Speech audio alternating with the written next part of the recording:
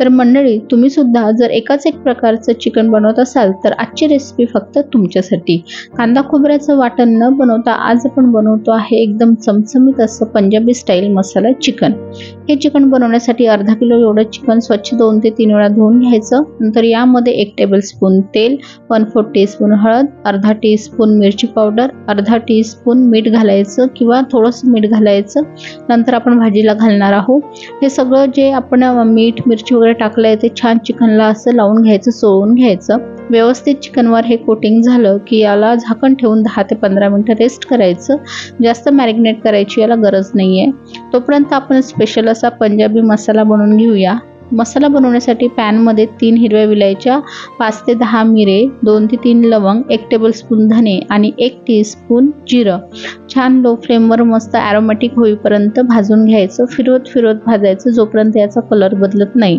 धने जिरे कलर बदलला की गॅस बंद करून त्यामध्ये 1 चम्मच कसुरी मेथी टाकायची. पॅन गरम असल्यामुळे कसुरी मेथी भाजल्या जाते. नंतर हा मसाला थंड करून घ्यायचा. हा मसाला पूर्णपणे थंड झाला की मिक्सरच्या जारमध्ये ट्रान्सफर करून याची छान अशी पावडर तयार करून घ्यायची. आपला पंजाबी मसाला तयार झालेला आहे. एका वाटीमध्ये बाजूला काढून घेऊया. त्याच मिक्सरच्या जारमध्ये आता 2 मीडियम साईजचे छान लाल कलरचे टोमॅटो ओबडधोबड कापून घेतले आणि याची सुद्धा आता प्युरे बनवून घ्यायची आहे. प्युरे सुद्धा बनवून झाली आहे. भाजी बनवायला घेऊया. भाजी बनवण्यासाठी कढईमध्ये किंवा पॅनमध्ये 2 मोठे चमचे तूप आणि 2 मोठे चमचे तेल घालायचं.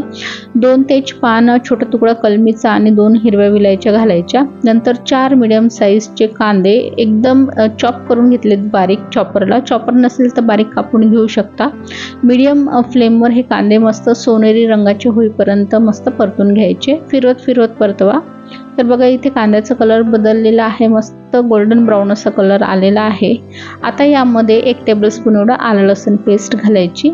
आलं लसूण पेस्टचा कच्चीपणा जाईपर्यंत आपल्याला आलं लसूण पेस्ट कांद्यासोबतच परतून घ्यायची आहे. अधेमध्ये फिरवत ही पेस्ट आपल्याला परतवायची आहे. असा फेस आला की आपला आलं लसूण शिजला गेलेला आहे छान.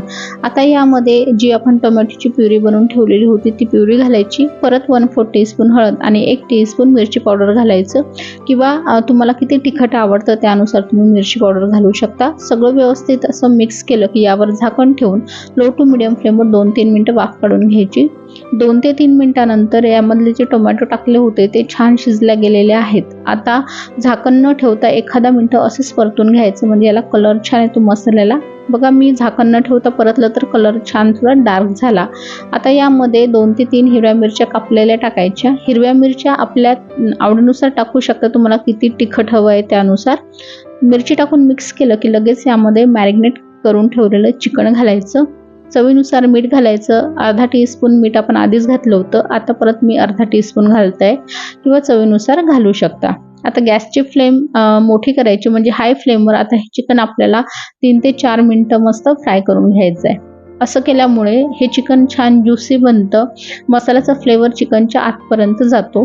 आणि लक्षात ठेवा आपल्याला हे छान असं मध्ये मध्ये फिरवत राहायचं आहे जेणेकरून जळणार नाही. आता बघा हा जो मसाला होता तो पूर्णपणे आटला आहे. मसाल्यातलं पाणी पूर्णपणे ड्राय झालेलं आहे. चिकन आपलं मस्त छान फ्राय झालं. यावेळेला यामध्ये अर्धा कप पाणी टाकत आहे. पाणी टाकून मिक्स करायचं व्यवस्थित. तसं पंजाबी मसाला चिकन जे आहे याला ग्रेव्ही नसते, जास्त रस्सा नसतो, फक्त थोडासा असा मसाला असतो. त्यामुळे जास्त पाणी टाकायचं नाही. पण तुम्हाला जर रस्सा पाहिजे असेल तर तुम्ही अजून थोडं पाणी घालू शकता. पण त्यामुळे फ्लेवरमध्ये आणि टेस्टमध्ये थोडा चेंज होतो. पाणी टाकून व्यवस्थित मिक्स केलं की झाकण ठेवायचं. लो टू मीडियम फ्लेमवर 10 ते 15 मिनिटं शिजून घ्यायचं. मध्ये मध्ये याला फिरवायचं आहे जेणेकरून चिकन इव्हनली चिकनचे सगळे पीस जे आहेत ते शिजतील.